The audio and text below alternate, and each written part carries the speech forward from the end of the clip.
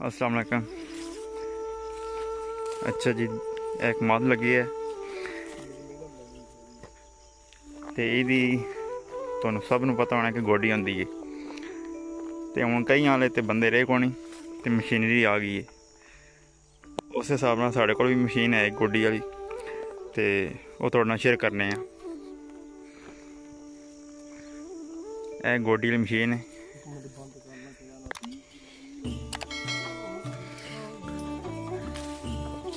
यह वर्म है, दो साइडों लगे है। रूटावेटर इसका नाम है। तो तुहानू वेखो करके दिखाया था गोडी, मतलब कि जिमीदारी 100 विचों 50% सौखी हो गई, आसान हो गई।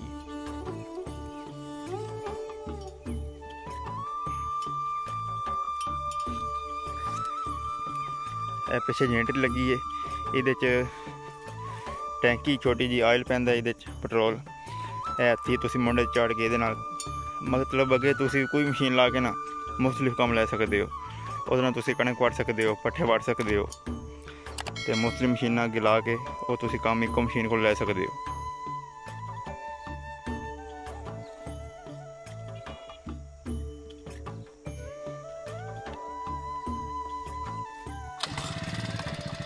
स्टार्ट हो गई,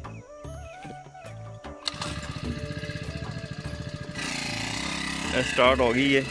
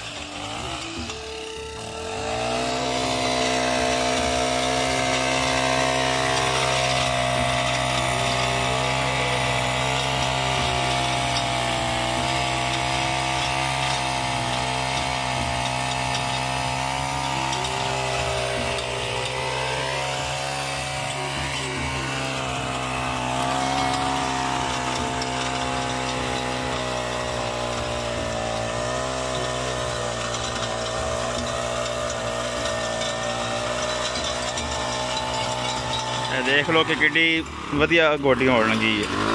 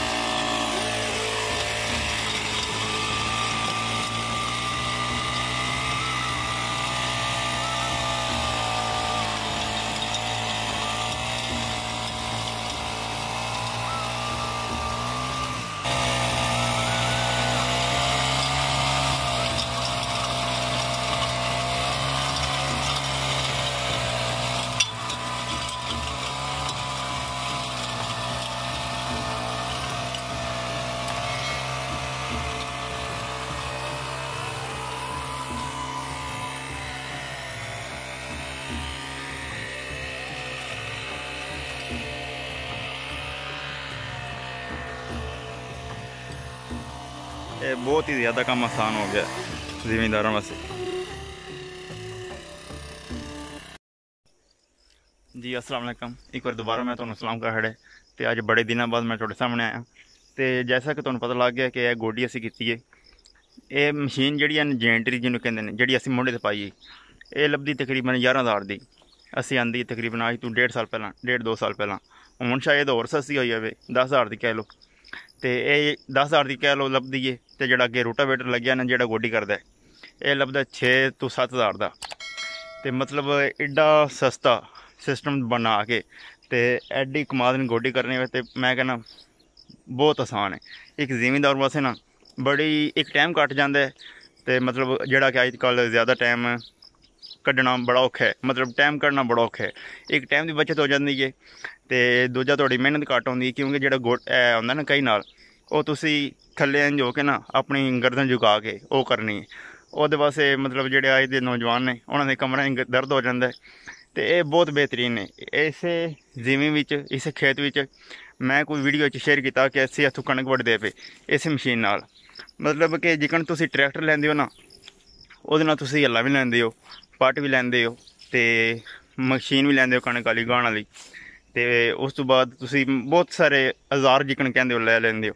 लेकिन तुसीं ये मशीन लै लो तो वक्त आवन दे नाल सीजन आवन दे नाल तुसीं हौली हौली इहदे जेहड़े औजार ने वो दाई जावो। मतलब जदों कणक दा सीजन है वो कणक वाला लै लो, जदों गोडी वाला सिस्टम गोडी वाला लै लो। हौली हौली तुहाडे कोल औजार भी वध जाणदे ते तुहाडे कोल मतलब टाइम की बचत हो जाती हर एक नाल।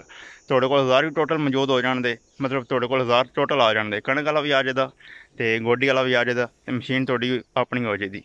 तो जेड़ा कि बहुत बड़ा वड्डा सिस्टम है, वधिया सिस्टम है। मतलब थोड़े जे पैसे विच ते एडा वड्डा सिस्टम, बेहतरीन सिस्टम है। तो यह छोटी वीडियो तुहाडे नाल शेयर करनी ही। अजकल बिजी लाइफ जा रही है, इस वास्ते व्लॉग नहीं आ रहे। तो हरोनाबाद का तुसीं व्लॉग नहीं देखा, बड़ा के खूबसूरत बनया। मेरे मामे ने गए हैं उत्थे तो उन्होंने बना के आंदा है, मेरी रिक्वेस्ट है। तो उन्होंने बहुत बहुत शुक्रिया करना वा। और 2-3 व्लॉग ने हरोनाबाद के, वो मैं फिर किसी दिन शेयर करांगा जदों मैं फारग होवांगा। तो इस वीडियो के नाल मैनूं दिओ इजाजत। अगर तुहानूं वीडियो पसंद आए इनू शेयर कर दिओ तो इनू लाइक कर दिओ। मेहरबानी। फिर मिलांगे एक नई वीडियो नाल, तब तक अपने मेज़बान उस्मान की इजाजत दीजिए। अल्लाह हाफिज़।